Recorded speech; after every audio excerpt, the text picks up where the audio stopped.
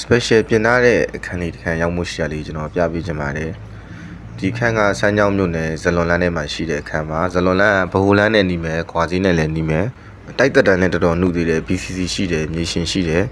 အခန်း12ပေခွဲပေ90ကိုအိတ်ခန်းတစ်ခန်းကိုရီးယားပါကီခင်းတယ်ဆေးအစ်စ်မီလိုင်းအစ်စ်ပေါ့နော်မျက်နှာကျောက် decoration တွေလည်းအကုန်ပါမယ်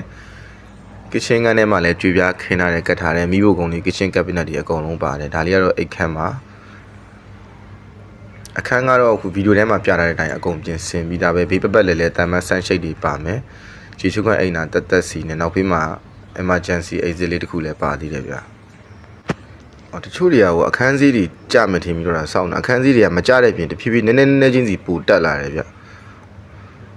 အခုဆိုဒီအခန်းကြီးဆိုအရင်တုန်းကဒီ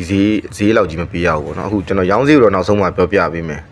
အခန်းတော့အခုဗီဒီယိုထဲမှာမြင်ရတဲ့အတိုင်းအကုန်ပြင်ဆင်ပြီးသားပဲပိုင်ဆိုင်မှုအရှုပ်ရှင်အားလုံးကိုကျွန်တော်တို့အာမခံပြီးရောင်းမိပါတယ်12ပေခွဲပေ90ဇလွန်လန်းထဲမှာရှိတဲ့အခန်းမှာရောင်းမဲ့လွှာ4လွှာပါရောင်းမဲ့ဈေးကတော့3100ခေါ်ထားပါတယ်ဈေးနှုန်းကတော့ပိုင်ရှင်တဲ့တတိစံညှိနှိုင်းနိုင်ပါတယ်စိတ်ဝင်စားတဲ့လူတွေရှိရင်ကျွန်တော်ဖုန်းဆက်သွယ်ပြီးတော့လိုက်ကြည့်လို့ရပါတယ်အခန်းအပ်ချင်တဲ့လူတွေရှိရင်လည်းကျွန်တော်ဖုန်းဆက်သွယ်လို့ရပါတယ်အဆုံးထိကြည့်ပေးတာအားလုံးကျေးဇူးတင်ပါတယ်